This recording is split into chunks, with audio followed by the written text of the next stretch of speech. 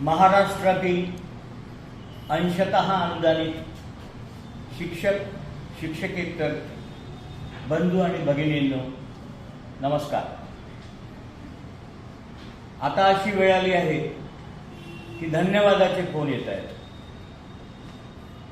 काही धन्यवाद मानू नका। मी जे काही करतो आहे ते कर्तव्य म्हणून करतो आहे, कोणावर उपकार म्हणून नाही।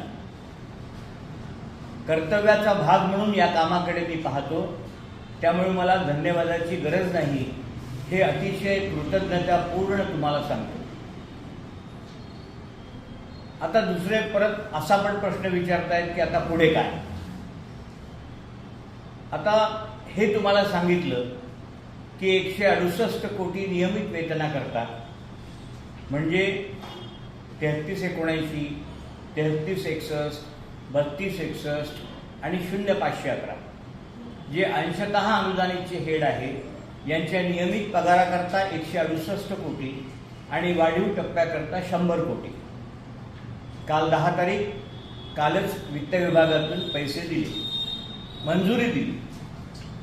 आता पुढे काय? नेमका सगळ्यांचा प्रश्न असा असतो की पगार खात्यात कधी पडणार। आता याचं प्रत्येकाला उत्तर देणं कठीण आहे, म्हणून सांगतो।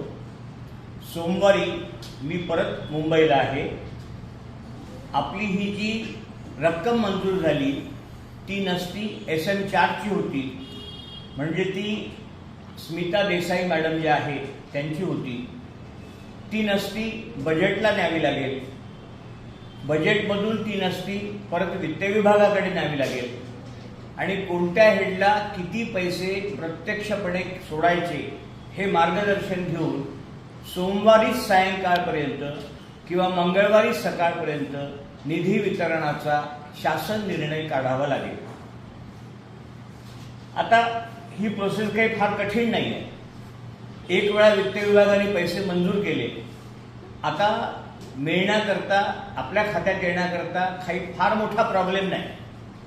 सोमवारी एका दिवसात हे सगळ्या फाईल फिरवून सोमवारी किंवा मंगळवारी निधी वितरणाचा आदेश मुंबईवरून निघेल, आणि जास्तीत जास्त बुधवारी पुण्यावरून हा आदेश खाली क्षेत्रीय स्तरापर्यंत येईल। म्हणजे बुधवारची तारीख आहे 15 तारखेपर्यंत पैसे आले की 15 ते 20 या 5 दिवसाच्या काळात पे युनिट तुमचं रिवाइज बिल मागेल, जर जुन्या टप्प्यावर गेलं असेल तर, आणि तुम्हाला वाढीव टप्प्याप्रमाणे पगार मिळायला सोपं होईल। आता प्रश्न मला अनेक विचारतात की नक्की होणार आहे का, दिवाळीच्या पूर्वीच होणार आहे का? पहा, आता दिवाळीच्या पूर्वी पैसा तुमच्याकडे 15 तारखेपर्यंत पोहोचवतो, इथपर्यंत माझ्या हाती आहे। आता जर शासनाने आदेश काढला की दिवाळीपूर्वी ऑक्टोबरचे पगार महाराष्ट्रातल्या सर्व सरकारी निमसरकारी कर्मचाऱ्यांचे व्हावेत तर तुमचा देखील होईल।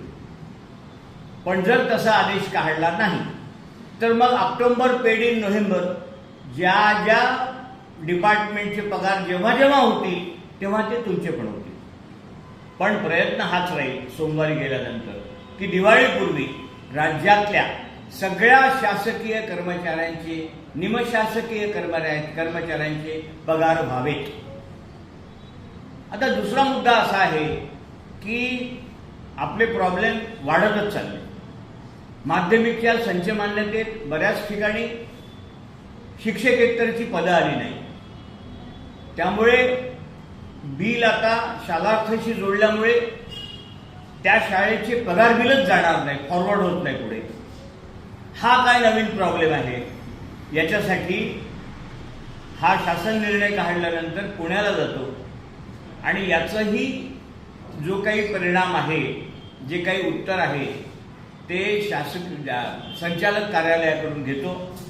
तुम्हाला हा प्रॉब्लेम कळला का मला माहित नाही, पण शिक्षकेतरची पदं न आल्यामुळे आणि पदांची संख्या न जुळल्यामुळे त्या शाळेचं वेतन बिलच फॉरवर्ड होत नाही।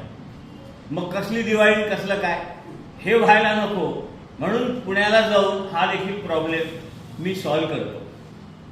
आता ज्यांच्या संच मान्यतेत 9वी 10वीची संख्या नव्हती विद्यार्थ्यांची, त्याच्यामुळे 0 पदं आली आहेत, त्यांना टप्पावाढ मिळालेली नाही, मिळणार नाही. जोपर्यंत संच मान्यता दुरुस्त होत नाही तोपर्यंत टप्पावाढ मिळत नाही. आता प्रश्न असा आहे की मग ही संच मान्यता दुरुस्त होणार का, तुम्हाला पद मिळणार का? शासन ऑलरेडी यासाठी सकारात्मक आहे. म्हणजे माननीय मंत्री महोदयांनी मागच्या एका बैठकीत आम्हाला सगळ्यांना, मला असं सांगितलं की 9वी-10वीला एकूण 40 जरी असतील तरी आपण किमान 2 पदं देऊ, 3 पदं देऊ. पण हे प्रकरण कोर्टात असल्यामुळे त्यांना तो देखील निर्णय घेता येणार आला. मग या लोकांसाठी आता पहिले संच मान्यता दुरुस्ती शासन जेव्हा निर्णय घेईल तेव्हा, आणि संच मान्यतेत ती पदं आल्यानंतर मगच तुम्हाला वाढीव टप्पा मिळेल. दिवाळीला अशा लोकांना ज्यांच्या संच मान्यतेमुळे, पदं नसल्यामुळे ज्यांना टप्पावाढ मिळत नाहीये त्यांना टप्पावाढी शिवाय सध्या बिलं टाकावी लागतील. त्यांना टप्पावाढ दिवाळीनंतरच मिळेल. आता 22-23ला शेवटच्या वर्गाची पटसंख्या नव्हती, त्याच्यामुळे जे अनुदानापासून वंचितच राहिले. त्यानंतर 22-23ला संच मान्यतेत पद कमी आले, त्यामुळे काही पदांना 20 किंवा 40% मिळालं, परंतु 22-23ला वाढीव टप्पा मिळाला नाही. अशांचं काय? तर हे लोक आणि 22-23ला जे 40 वर गेले पण संच मान्यतेत पद न आल्यामुळे त्यांना अजूनही ते 20%च पगार घेत आहेत असे. म्हणजे 22-23ला संच मान्यतेमुळे ज्यांचा जो प्रॉब्लेम आहे त्यांना मी उद्या अमरावतीला बोलावलं आहे, त्यांच्यासाठी विशेष त्यांना मार्गदर्शन करण्याकरता.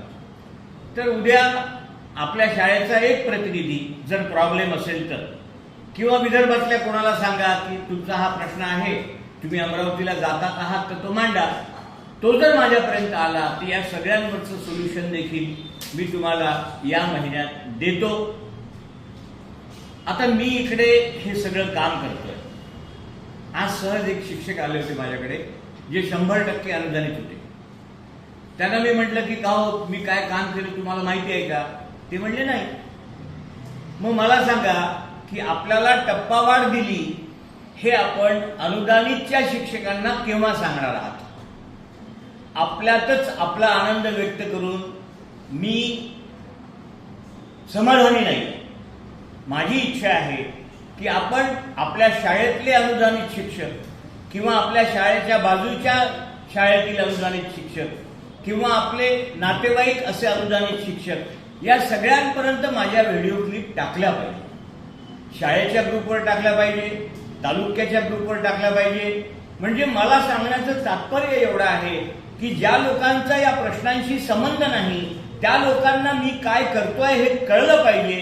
जेव्हा त्यांना कळेल तेव्हाच ते मला मतदान देऊ शकतील. आता माझं तुम्हाला अजून एक आग्रह आहे की माझ्या मतदारसंघात साधारणतः 3,500 माध्यमिक शिक्षक अंशतः अनुदानितचे आहेत.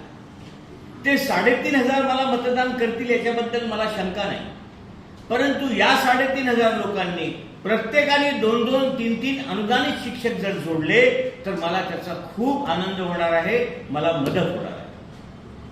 माझ्या मतदारसंघाच्या बाहेरचे जे शिक्षक आहेत त्यांना माझी विनंती आहे की पुढच्या वर्षी शाळा सुरू झाल्यानंतर म्हणजे जुलैनंतर मी जेव्हा आवाहन करेल तेव्हा आपण जर मोठ्या संख्येनं अमरावतीत आलात आणि आपला 2-2, 4-4 लोकांना मी एक तालुका देईन, त्या तालुक्यातल्या प्रत्येक शाळेत आपण जर फिरला आणि माझं काम जर समजावून सांगितलं तर ती देखील माझ्यासाठी मोठी प्रेरणा असेल, आधार असेल. त्याच्यामुळे माझे खूप मतं वाढतील. माझी तुर्तास आपल्याला एवढीच विनंती आहे की मी जे काम करतो आहे ते काम तुम्ही सर्वसामान्य शिक्षकांपर्यंत ज्यांचा टप्पावाढीशी संबंध नाही, कारण त्यांची शिक्षक संख्या खूप मोठी आहे, त्यांच्यापर्यंत पोहोचवा. तुर्तास एवढेच. तुम्ही फक्त पाठीवर हात ठेवून लढ म्हणा. मी लढतोय. धन्यवाद.